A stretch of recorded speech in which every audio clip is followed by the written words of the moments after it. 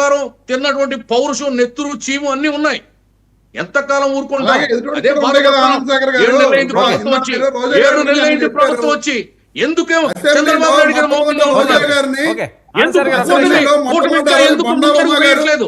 ఈ అవినీతి పనులు తీయట్లేదు, ఈ అవినీతి పనులకు శిక్షించట్లేదు, ఈ అవినీతి పనులకు చట్టాలు పట్టివ్వట్లేదని మొదలు పెట్టింది అసెంబ్లీలో తెలుగుదేశం పార్టీ.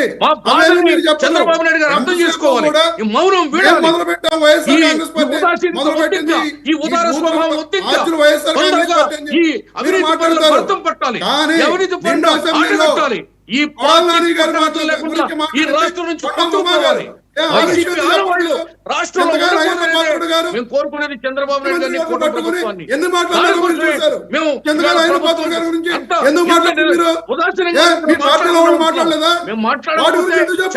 అనుకుంటున్నారా? గాజులేసుకున్నాం అదేం కాదు. చట్టాన్ని కేవలం వైఎస్ఆర్ కాంగ్రెస్ పార్టీలో మీరు చేసిన అవకాశాలని వాళ్ళు మాత్రం తప్పులు చేశారని చెప్తారు. మీ పార్టీలో మాట్లాడిన వాళ్ళ ముందు వాళ్ళకి నీతులు చెప్పండి. వాళ్ళకు కూడా మీరు నీతులు చెప్పి మీరు మాట్లాడటం తప్పు అని చెప్పి మాకు నీతులు చెప్పండి. ఏం చెప్తారు సార్? ప్రభుత్వం మళ్ళీ మాట్లాడేది తప్పు.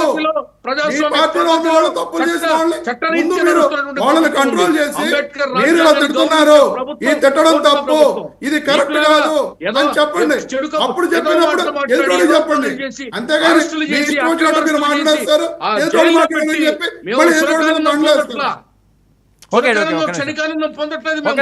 మాది చాలా రిలయబుల్ గా. పాత్రుడు గారు మాట్లాడిన మాటలు ఏం సమాధానం చెప్తారు చెప్పండి. మరి పాత్రుడు గారు మాజీ ముఖ్యమంత్రి జగన్మోహన్ రెడ్డి గారిని పట్టుకుని ఇష్టం వచ్చినట్టు బూతులు తిట్టారు, ఏం చెప్తారు చెప్పండి. ఎవరు తిట్టారు? చింతకాయల ఆయన పాత్రుడు గారు. అలా కాదు రమేష్ గారు, కొండా ఉమా గారు నిండు అసెంబ్లీలో కొడాలి నాని గారిని తిట్టారు.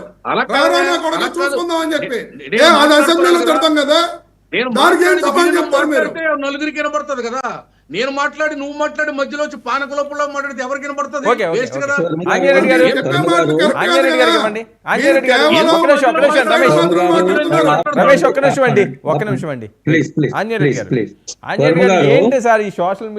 వర్మ గారు ఈరోజు హలో చెప్పండి. ఈరోజు మాజీ MLA, YCP MLA, Dharmavaram MLA Kethireddy Venkatarama Reddy గారు వ్యక్తం చేసిన అభిప్రాయాలు మీ దగ్గర కూడా ఉండుంటాయి. ఎందుకు ఓడిపోయాం మేము అనేది చెప్తున్నాను నేను.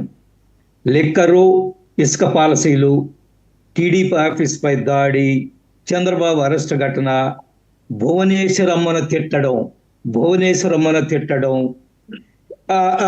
పవన్ కళ్యాణ్ గారి విషయంలో వ్యవహరించిన తీరు, వీటన్నిటి వల్ల మేము ఓడిపోయామని చెప్పారు. ఆయనే ఒప్పుకున్నాడు. మాజీ శాసనసభ్యుడు కేతిరెడ్డి వెంకటరామరెడ్డి గారు ఆయన డిబేట్ వచ్చిన వాళ్ళు ఒప్పుకోరండి. ఎందుకంటే డిబేట్ వచ్చిన వాళ్ళు బుర్ర పనిచేయట్లేదు వాళ్ళకి.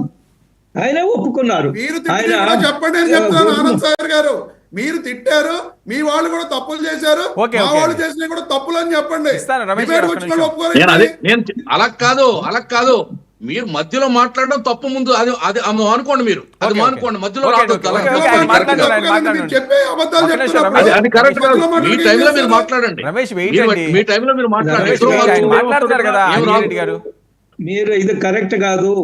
మీరు ఒకసారి ఆత్మ పరిశీలన చేసుకోవాలా. వర్మ గారు